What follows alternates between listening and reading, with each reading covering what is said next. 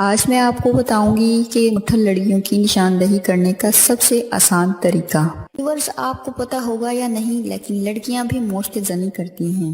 جیسا کہ لڑکوں کے دوستوں میں مشہور ہوتا ہے کہ یہ مٹھل ہیں، اسی طرح لڑکیوں کے گروپ میں بھی مٹھل لڑکیاں مشہور ہوتی ہیں جو کہ ڈٹ کر مٹھ مارتی ہیں۔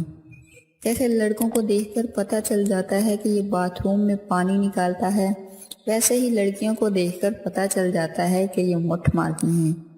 ایک سوال جو ابھرتا ہے کہ لڑکیاں کیسے مٹھ مارتی ہیں، تو ویورز آپ کو بتاتی چلوں کہ لڑکیاں اکیلے کمرے میں کپڑے اتار لیتی ہیں اور اپنے پستان پکڑ کر دباتی ہیں، جس سے ان کو بڑا مزہ آتا ہے۔ پھر فنگرنگ کرتی ہیں، جس سے لڑکیوں کی سیٹ ٹوٹ جاتی ہے کیونکہ وہ فنگرنگ کرتی ہیں۔ مٹھل لڑکیوں کی پہچان یہ ہوتی ہے کہ ان کے چہرے پر کافی دانے ہوتے ہیں، ان کی آنکھوں پر گڑے پڑے ہوتے ہیں اور ان کی صحت بھی بہت کمزور ہوتی ہے۔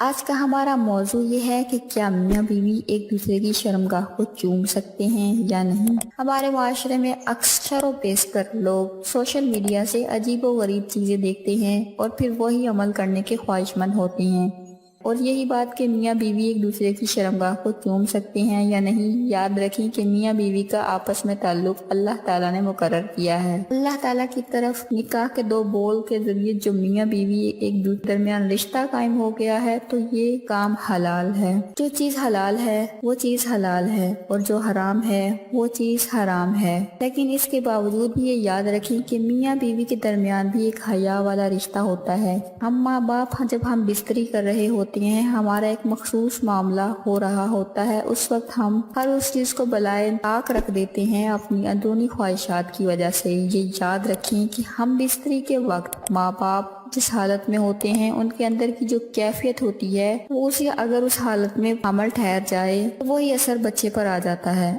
یاد رکھیں کہ اللہ پاک حیا والے ہیں اور حیا والوں کو پسند کرتے ہیں، اور انسان جب پرنا ہوتا ہے تو شیطان اس کے قریب آ جاتا ہے اور فرشتے اس سے بہت دور چلے جاتے ہیں۔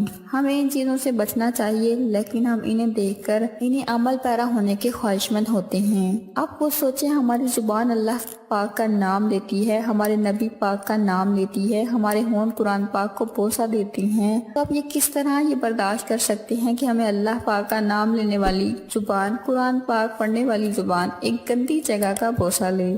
جب آپ اس طرح کے معاملات کرتے ہیں تو اللہ پاک آپ کے دلوں میں سیاہی پیدا کرتا ہے۔ جب دلوں میں سختی آ جاتی ہے تو ہر چیز سے دوری پیدا ہونا شروع ہو جاتی ہے۔ میاں بیوی کا ایک دوسرے کی شرمگاہ کو چومنا ناجائز اور حرام ہے۔